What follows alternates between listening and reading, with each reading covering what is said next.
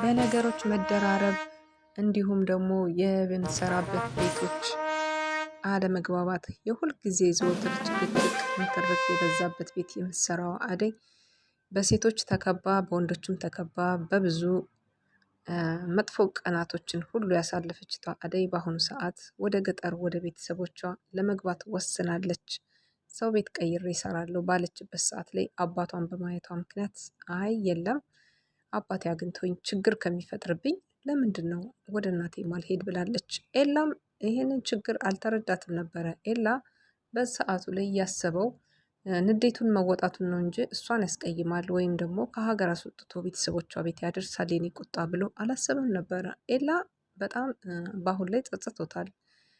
ቢሆንም ግን አደይ ዞሮ ዞሮ ሰበብ ሆኖላት ወደ ሀገር ገብታለች ማለት ነው። ሀገር ቤት ከቤተሰቦቿ በሰላም ተገናኝታለች። ኤላ በአሁኑ ሰዓት ላይ ቢናደድባትም የነበረ በወቅቱ ወረቀቱ ሌላ ግልባጭ ወይም ደግሞ ሌላ ተተኪ ወረቀት እንዳለው አባቴን ደውዬ አረጋገጥኩላት ነበር ለለምለም። ለምለምም ለእንደዚህ አይነት ተልካሻ አባባል ወይም ሀሳብ እንደዚህ ያደረካት አደይን ወደ ሀገር እንድትሄድ አደረካት፣ ብቻዬን አደረከኝ እያለችው ነበር። እና አደይ በጣም በአሁኑ ባለችው ሁኔታ ደስተኛ ያለች ትመስላለች። ቢሆንም የቤተሰብ ኃላፊነትና ጫና ያለባት አደይ ተመልሶ ስደት መምጣቷ እንደማይቀር ተስፋ ታደርጋለች። ወደ ከተማ መግባቷ የማይቀር ነው እና የአደይ እናትና ቤተሰብ ህልውናቸው በአደይ ላይ የተደገፈ ነው ማለት ነው። እጅግ በጣም ደስ የሚሉ እናት የራስሽን ህይወት ያዢ፣ የራስሽን ኑሮ ያዢ፣ በቃሽ ምርጫሽን አንድ አድርጌ እያሏት ነበረ። ምክር ቢጤ ጣል ሲያደርጉባት አይተናቸው ነበረ። እጅግ በጣም ደስ ይላል። ብርሃንም እህቷ ጋር መገናኘቷ በጣም ደስተኛ ናት። ብርሃን ከዚህ በፊት እናስታውሳለን እነ ፍቅር ቤት መጣ ነበረ። በታመመች ሰዓት እነ ፍቅር ላይ እንግድነት መጣ። እጅግ በጣም ተሰቃይታ መከራዋን አይታ ብዙ ብዙ ስቃይና ግፎችን አድርሳባት ፍቅር እንድትመለስ ወደ ሀገሯ አድርጋት ነበር አደይ ማለት ነው።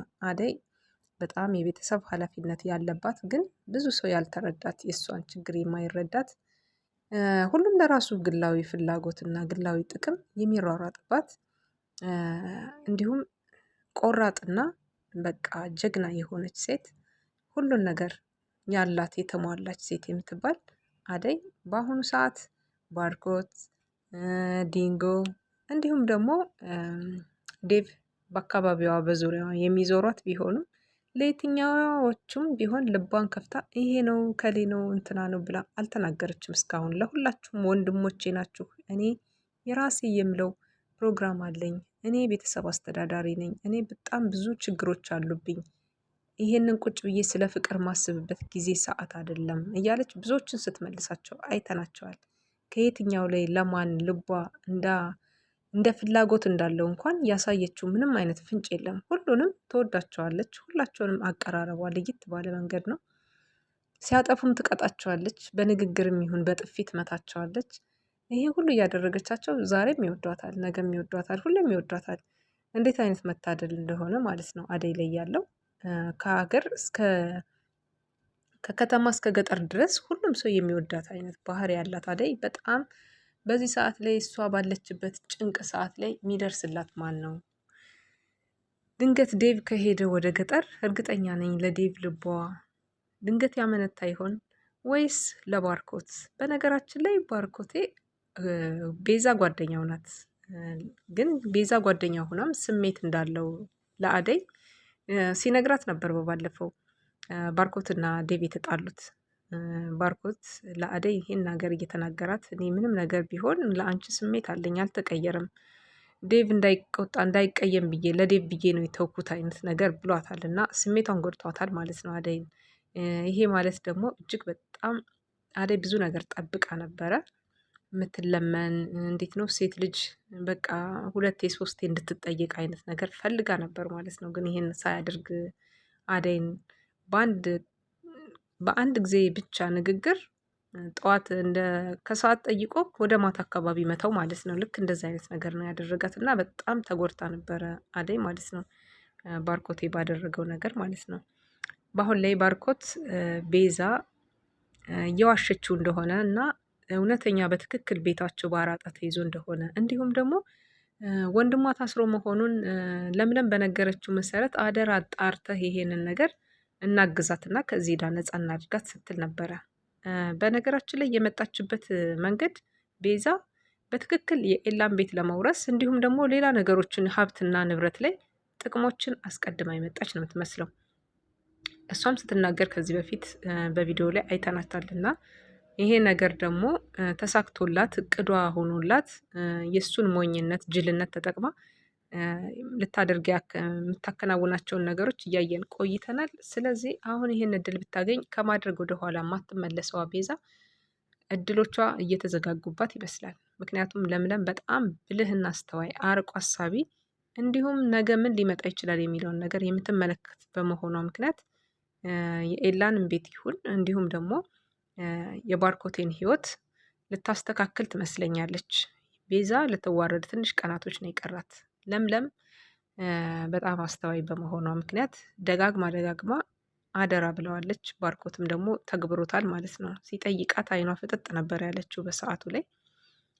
የቤዛም ሽንፈት ፍቅር አሁንም ድረስ አልተረታችም። የተለያየ ሀሳቦችን ታመነጫለች፣ ክፋቶችን ታመነጫለች፣ ለእናቷ ታቃጥራለች። ጭራሽ ባርኮትና እህቱ እየተጣሉ ነበር እናትየዋም የደረሰችባቸው እና እናትየዋም መጣለች። ምን ሊወሰን ይችላል? ምን ልትል ትችላለች? ባርኮትም ደንግጧል። እህቱን እየተቆጣት እያለ ነበር የባርኮት እናት ከኋላው መጣ ቆመችባቸው ማለት ነው። በዛ ሰዓት ላይ እናትየዋ ሁሌም እንደዚህ እንደምትሰቃይ ልጇና በጣም በስጋት ውስጥ እንዳለች አስባለች ማለት ነው።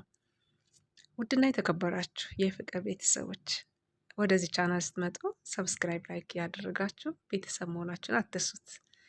ከወደዳችሁት ሼር ማድረግ ትችላላችሁ። ቀጣዩን ደግሞ አብረን የምናየው ይሆናል ማለት ነው። እስከዛው መልካም ቆይታ። በሀገራችን ኢትዮጵያ ላይ እጅግ በጣም የሚያማምሩና ቀልብን የሚስቡ እንዲሁም ደግሞ አስተማሪና አዝናኝ የሆኑ እጅግ በጣም ብዙ ድራማዎችን እየተሰሩ እያየን ነው። ከነዚህ ድራማዎች መካከል የትኛውን ትወዳላችሁ? እጅግ በጣም ብዙ ናቸው።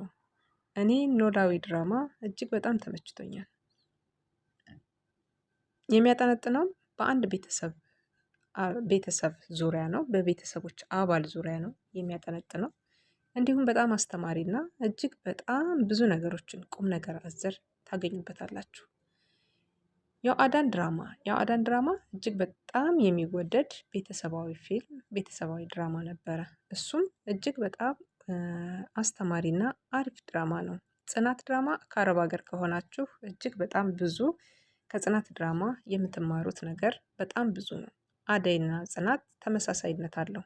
ምክንያቱም አደይ በቤት ሰራተኝነት ነው፣ ጽናትን በቤት ሰራተኝነት የቆየች የኖረች ብትሆንም አሁን ጽናት በቤት ሰራተኝነት ወጣ የራሷን መኖሪያ ቤት የምትኖር እንዲሁም ደግሞ በትዳር ላይ ዓለም የምትገኝ ስትሆን መጀመሪያ አመጣጧ ጽናት በሰው ቤት ሰራተኝነት ነበር ከክፍለ ሀገር የመጣችው።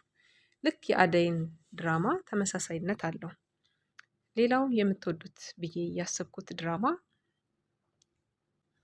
አፍላ ፍቅር ነው። አፍላ ፍቅር በጣም ብዙዎቹ ወደውታል። ረጅም ክፍሎችንም ተራምዷል። ከሌሎች ድራማዎች የበለጠ ክፍሎችን አስተናግዷል። በጣም መሳጭና አሪፍ ድራማ ነው። ላይፍ በስኩል በጣም ደስ ይላል።